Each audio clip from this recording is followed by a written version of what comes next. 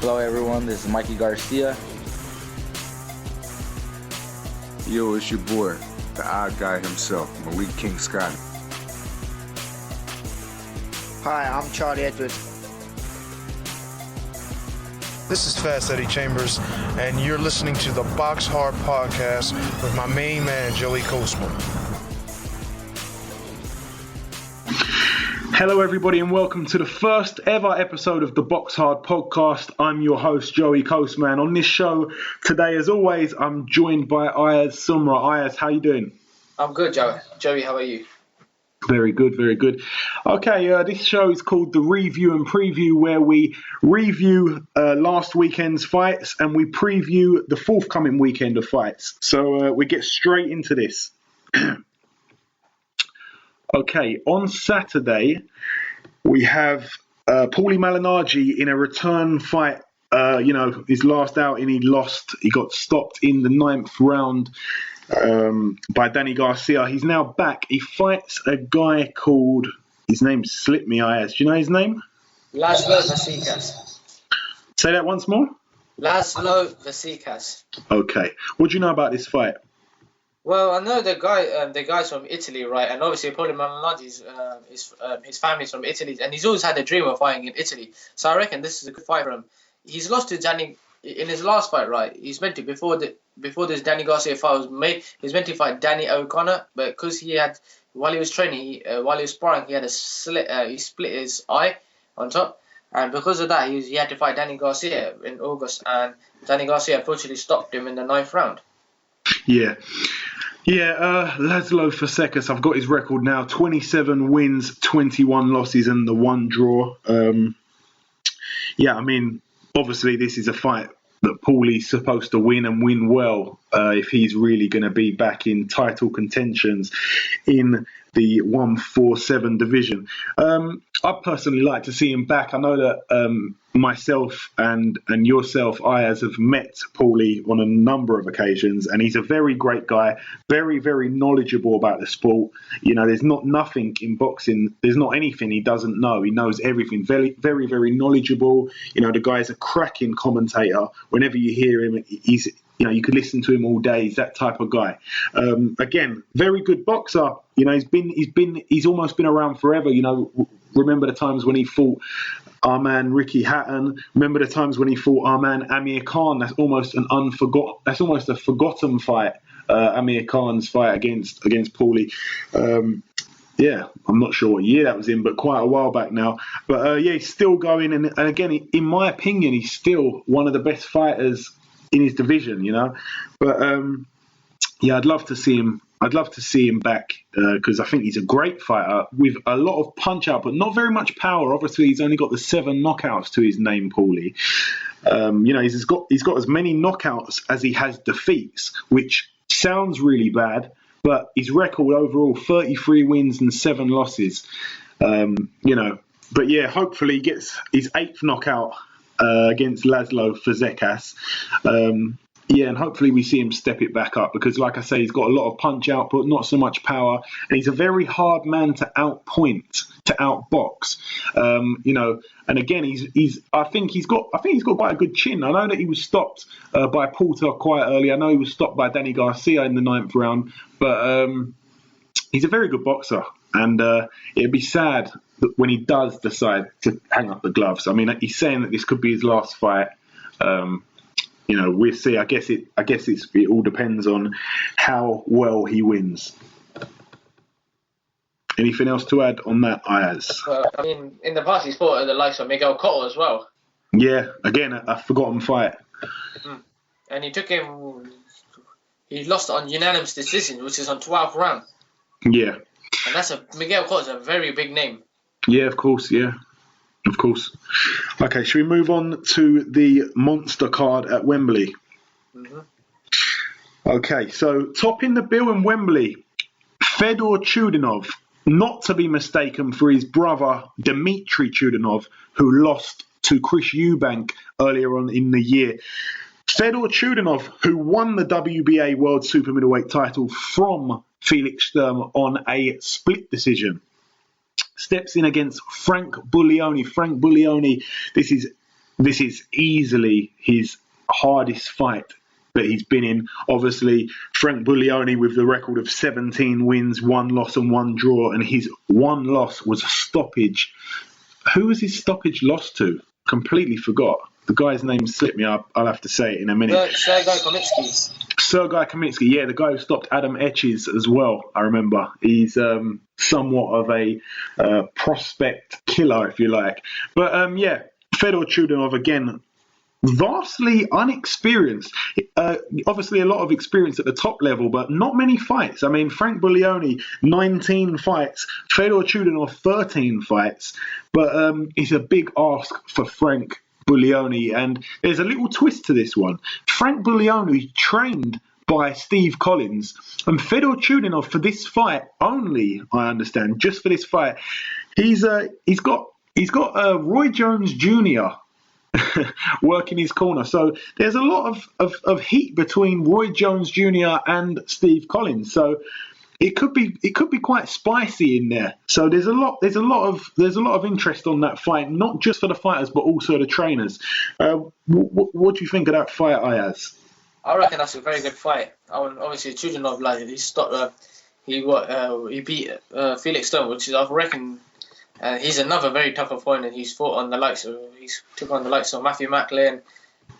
He's took on Martin Murray. So I reckon Chudinov beats Frank Buglioni is going to be a very good fight. And obviously, all the boxing fans will be watching this main event on Saturday for the WBA and super middleweight title. Yeah, I mean, not a lot of people know very much about Chudinov, but if you look at his record, I mean, he's fought some good guys. Especially, he's been somewhat of like a lot of people have fought him with a winning record, and he's put their first loss on their record. He actually stopped Andy Perez. Andy Perez came into this fight with a 19-0 record. He took his O, and then the next fight, and he took his O in the 3rd round. The next fight, he fights Ben McCulloch, 14-0. He takes his O away from him in the 2nd round by knockout. Frank Buglioni, obviously, he's got the 1 loss, but it'll be a big fight, and it's a huge ask for Frank Buglioni. Make no mistake about that. I really hope he can do it because, again, Frank Buglioni, very, very nice guy, makes a lot of time for his fans. He's got a lot of fans. But Chudinov, he's looking very, very good lately. I've seen a bit of his training footage, and he looks in great shape. But I really, really hope that Frank can do it. Anything else to add on that one, Ayaz? There's not much really to add on that. Just want to see the fight happen on Saturday. Yeah, of course, we all do.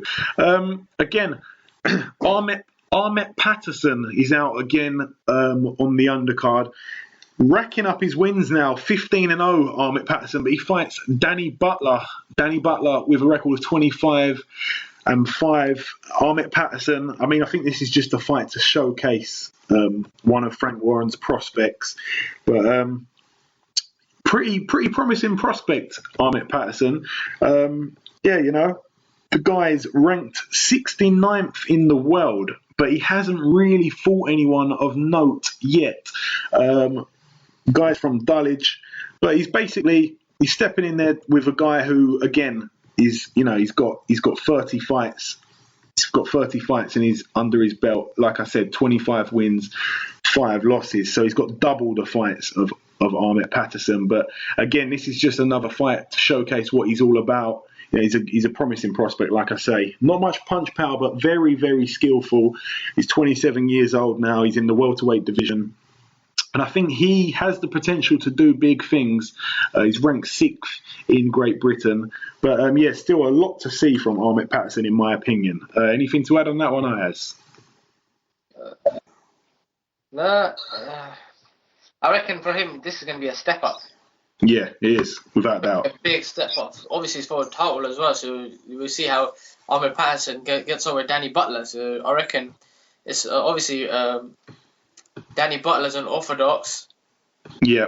And obviously it's orthodox against orthodox. So we'll see how the two fighters get along when it comes Saturday night.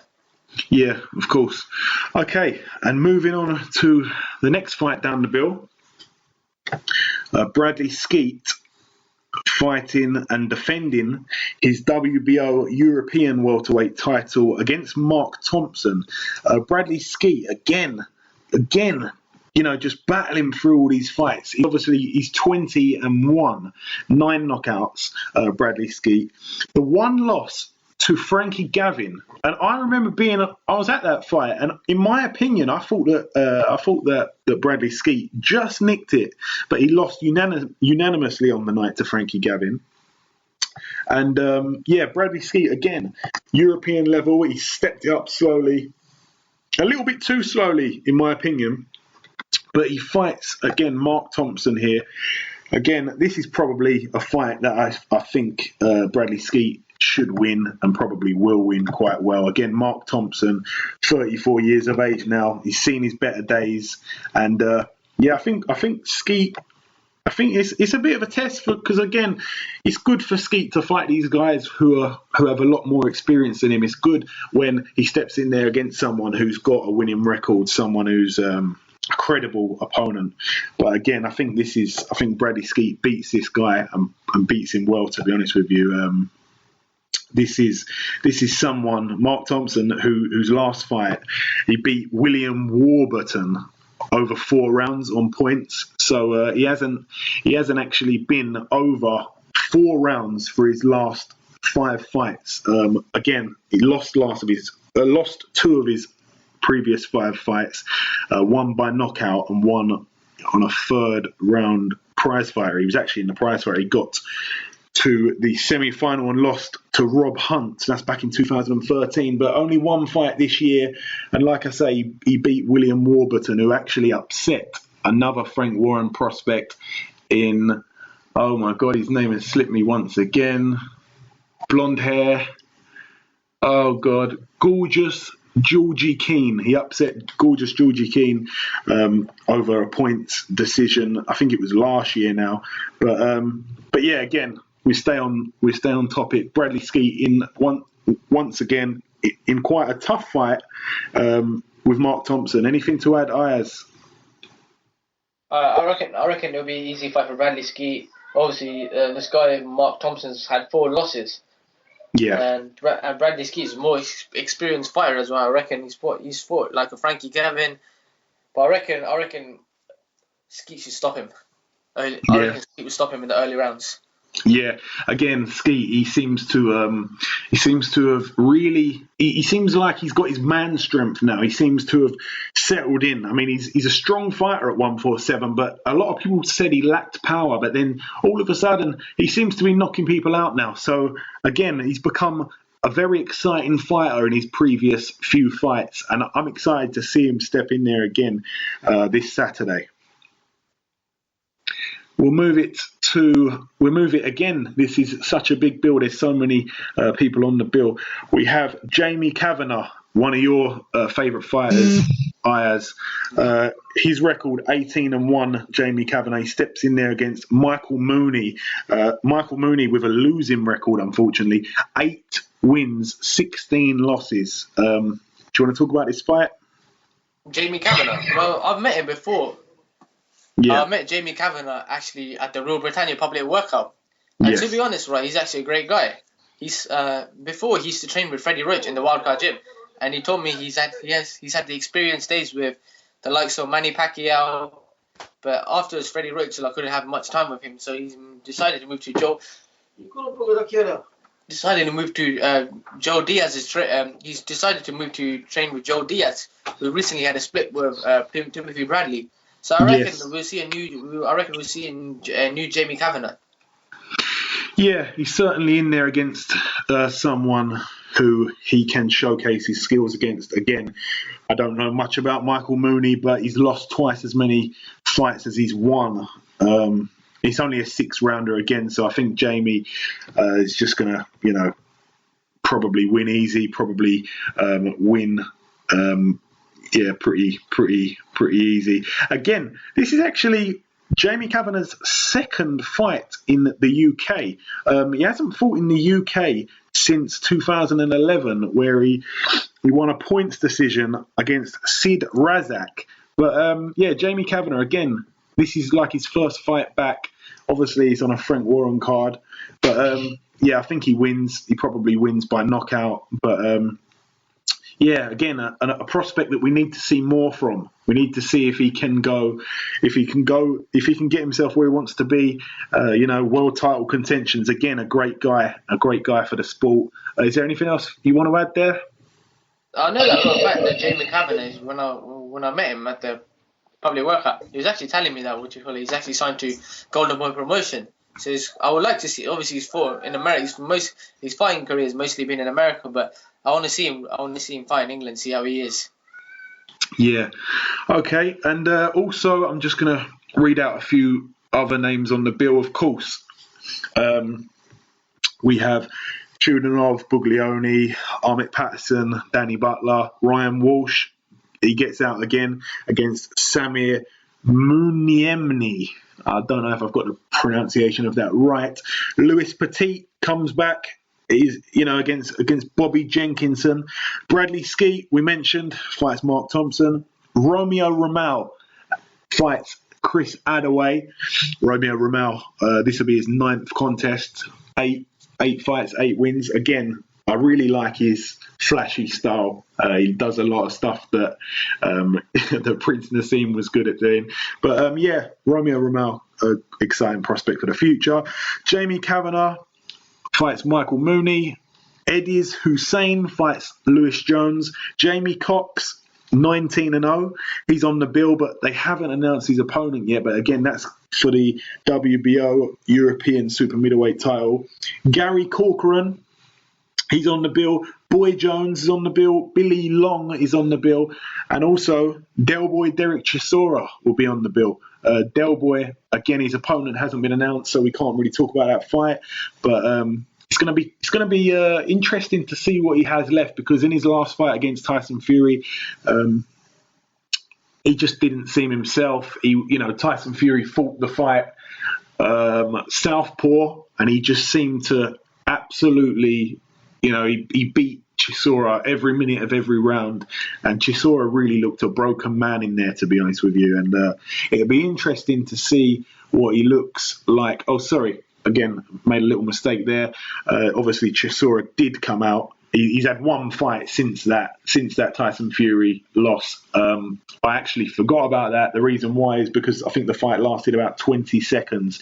He stopped the guy in the first round, and we didn't really get to see what Chisora has. It was literally one punch. As soon as the first punch landed, that was the end of the fight. So hopefully he fights someone who's a bit durable, who can go more than one round, because it will be interesting to see what Chisora has left, because again, he's sort of like a gatekeeper, like a European gatekeeper. He seems to go to the top level, go to world level and lose at world level. He's gone up there, he's fought Vitali, he's lost to Vitali Klitschko, he's fought David Haye, got stopped by David Haye, he's lost twice to Tyson Fury, and obviously he's got the one loss, which in my opinion he won against Robert Helenius. Helenius coming back into boxing after a little break himself. But Chisora hopefully steps in there against someone who can take him some rounds, and we can see what he's got left. I wish him all the best, because again, Chisora is a great guy, despite some of his outlandish actions outside of the ring. Anything to add on that one, Ayaz? No, I just want to see Chisora back in the ring. Obviously, he's fought the top heavy. He's fought the top heavyweight guys, like you said, the likes of Haye, Vitali Klitschko. He's lost to Fury twice. He even beat Kevin Johnson as well, who Anthony Joshua recently stopped. So but one fight I'd like to see him fight would be Chisora versus Hughie Fury. Yeah, that'd be a great fight. I'd love to see that. Yeah, that'd be a great step up for Hughie. That's a good fight. That is a good fight. I'd like to see that. Okay, moving on from the Wembley show. Again, there's so many fights on the bill. You've got to watch that one on TV if you're not there. Deontay Wilder steps in to defend his WBC heavyweight title against Johan Duhaupas. Deontay Wilder, with his 34 wins, 34-0, steps in against Johan Duhaupas 32-2. A lot of people don't like this fight, Ayaz. A lot of people not giving Wilder any credit for taking this opponent, the Frenchman. He's number one in France. He's ranked by BoxRec 34th in the world. Obviously, the reach advantage goes to Deontay Wilder on this one. 6'7" against Duhaupas at 6'5". But yeah, I mean, look, Duhaupas, he got in there. He's had 2 fights this year. He lost to Erkan Tepa, who knocked out David Price recently. But his last fight, he beat Manuel Charr on a majority decision in Russia. So, I mean, he's beat Manuel Charr, so he's got himself a shot. Again, a lot of people think it's a bit undeserving.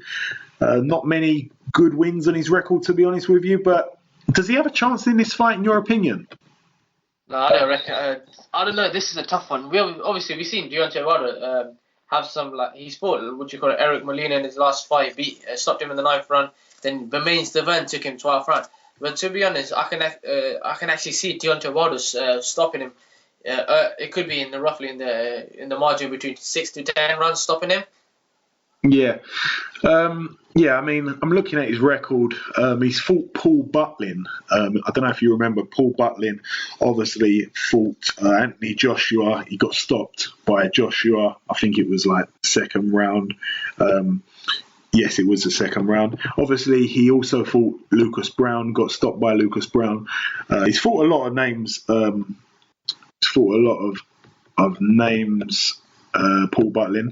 But yeah, like I say, he couldn't get Paul Butlin out of there, Joanne Duhaupas. He took Paul Butlin 8 rounds and won unanimously. His other loss, he's got 2 losses on his record. His first loss, obviously, well, I mentioned it, Erkan Tepa, that was in March of this year. And also he lost in 2008 to Francesco Pianetta. If you remember, Pianetta stepped up against Vladimir Klitschko. Pianetta was the guy who was diagnosed with leukemia. He managed to beat it, and he's still here with us today, which is very good. But again, he stepped up against Vladimir Klitschko and got stopped in the 6th round. He was an ex-sparring partner for Vladimir Klitschko. But not sure how much of a great fight this is. I think Wilder gets another knockout. We know that if he lands his right hand on anyone, it's potentially a knockout blow. You know, he possesses so much power in his right hand. I think he's going to probably beat this guy and beat him pretty early. Do you agree with that, Ayaz?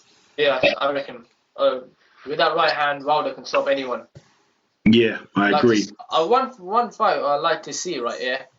Go on. If Tyson, the winner between Fury and Klitschko, beats Wilder, the winner of Wilder. Yeah, that'll unify the belts, of course. That's a fight it'd be a great fight. It'd be a great fight. I'd like to see him in there with someone. Obviously, he's fought a lot of fighters. This is his 35th fight. He's fought a lot of fighters, and obviously, he's fought a lot of fighters, but he hasn't fought so much top level fighters. Obviously, he fought Stiverne. A lot of people think that Stiverne was the only genuine top contender that he fought. Obviously, he couldn't get Stiverne out of there. He's the only man to go to the scorecards with Deontay Wilder.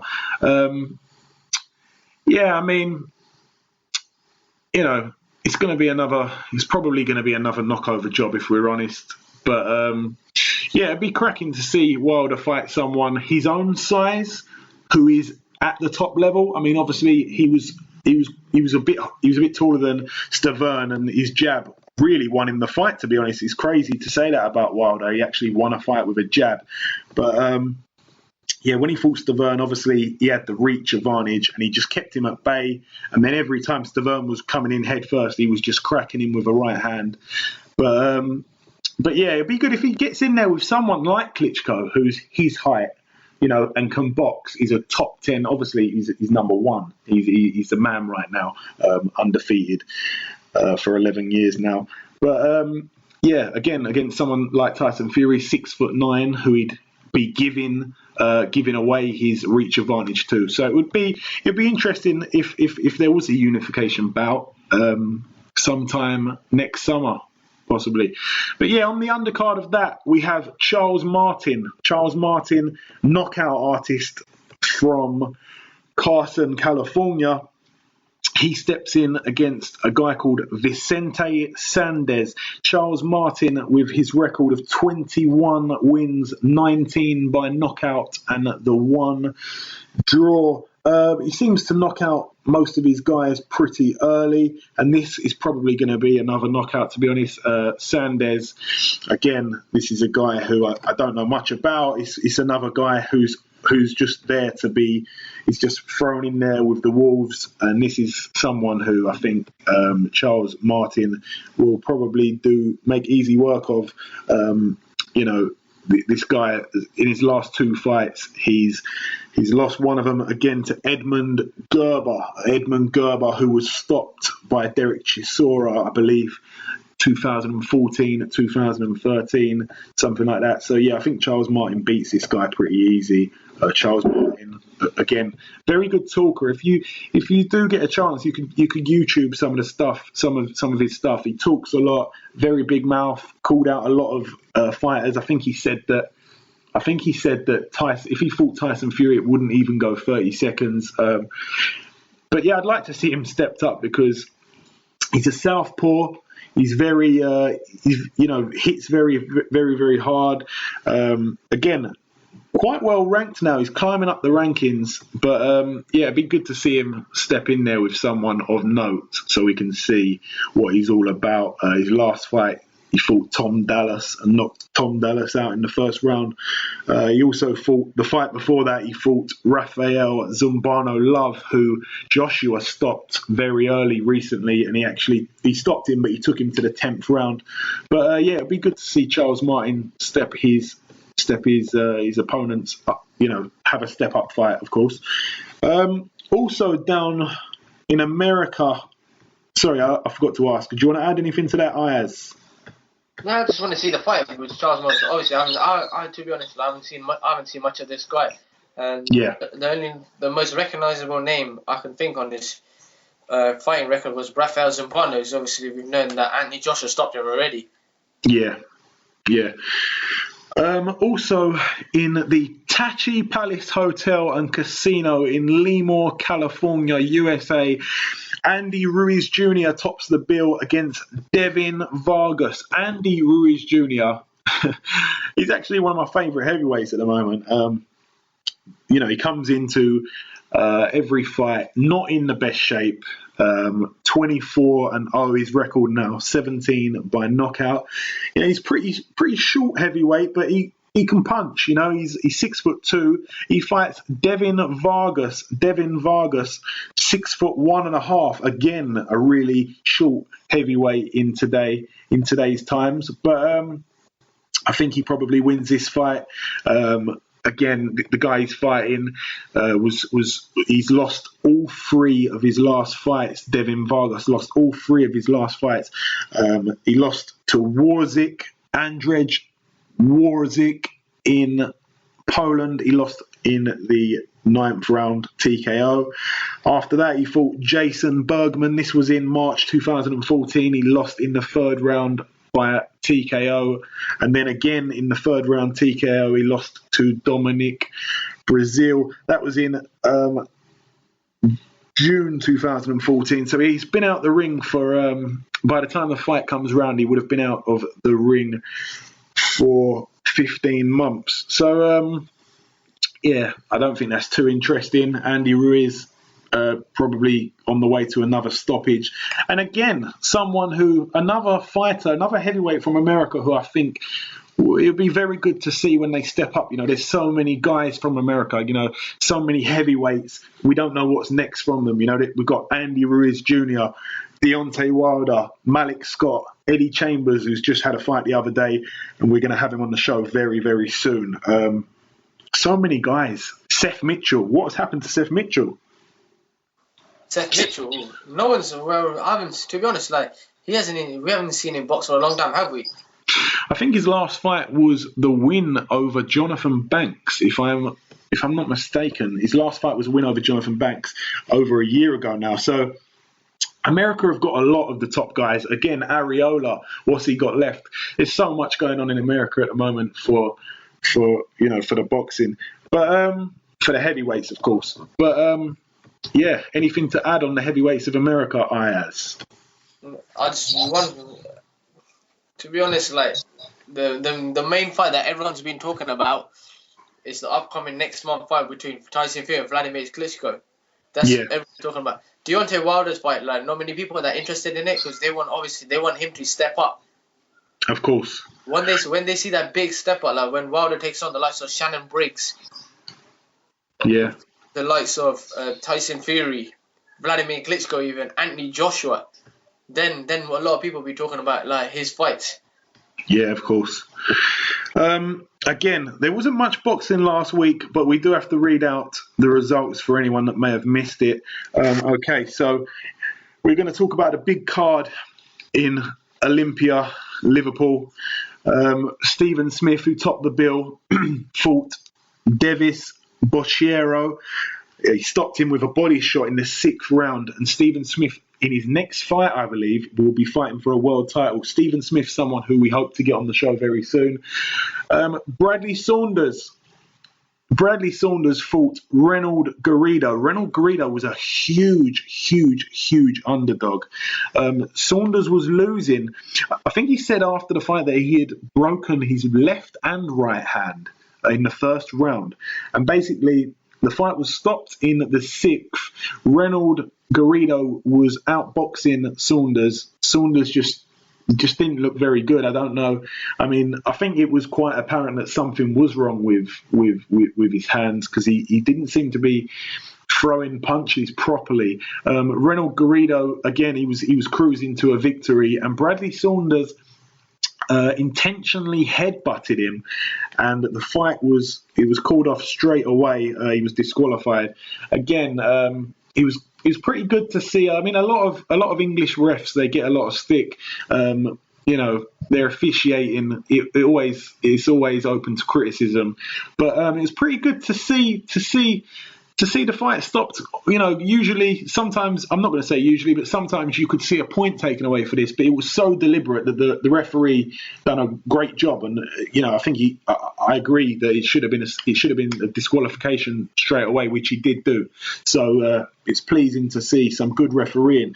Hosea Burton, again, a prospect for Eddie Hearn. He was on the bill. He fought a guy called Elvis Dubé.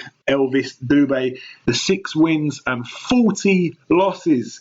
Hosea Burton won on points in 6 rounds. Gary Buckland, we saw him back, but he lost to late replacement Sean Dodd. Gary Buckland, obviously we saw him have a great fight last year with Gavin. Was it Gavin Reese he fought last year? I think it was Gavin Reese. Yeah, Gavin Reese. Obviously, he beat Gavin Reese. But, it's a shame, really, because, again, good boxer. He had the 2 fights with Gavin Reese. Sorry, he won the first one, lost the second one. But I think his career's coming to an end. He's only got 2 wins. Well, I'm going to read out his last 8 fights. He's only got 3 wins. So 5 losses in his last 8 fights. Gary Buckland, don't know how much he has left to offer, but still a good name. Sean Dodd, very well. He done very well. Beat him on points after 10 rounds. Marcus Morrison, 6-0 prospect against Michael Mora, not the Michael Mora, of course. Mora's corner threw in the towel in the first round, and it was a stoppage TKO in the first round. Tom Farrell fought Fonz Alexander. Tom Farrell getting the win on points over 4 rounds. And Zelfa Barrett, 5-0, fought Christian Late. Christian Late with a really outstanding record. I'm gonna give it to you guys. 10 wins, 205 losses, and 7 draws. That's got to be one of the best records I've ever seen.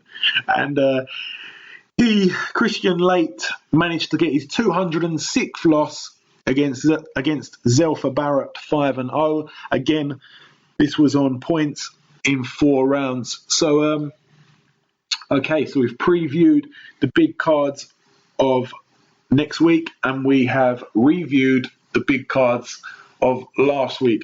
Ayaz, anything else? Are you excited that possibly we could be having a special guest on the show very soon in Vladimir Klitschko's trainer, Jonathan Banks? I can't wait for that. I just want to see like how Klitschko's trained ahead of his fight. So you're having Jonathan Banks on the show, not just as a trainer, but also his experience as a fighter. Yeah, again, I'm going to ask him what he's got going on in his career, because, you know, obviously, we've seen him in a few fights. Again, he stopped Seth Mitchell, and then they had a rematch. Seth Mitchell beat him, and I haven't really heard much from Jonathan Banks since then. But yeah, hopefully we get him on the show soon, and it'd be good speaking to him. Is anything you have to add? No, there's nothing much to add for that. Just obviously, like, this is BoxHard. We're gonna be previewing, reviewing, and having many guests on this show. Of course, that's how we do it. And if you are still with us and you listened through the whole of today's show, then you should definitely tune in next week, because it's going to get better and better. More guests are going to be coming on every single week. I've been Joey Coastman. Ayaz has been Ayaz Sumra.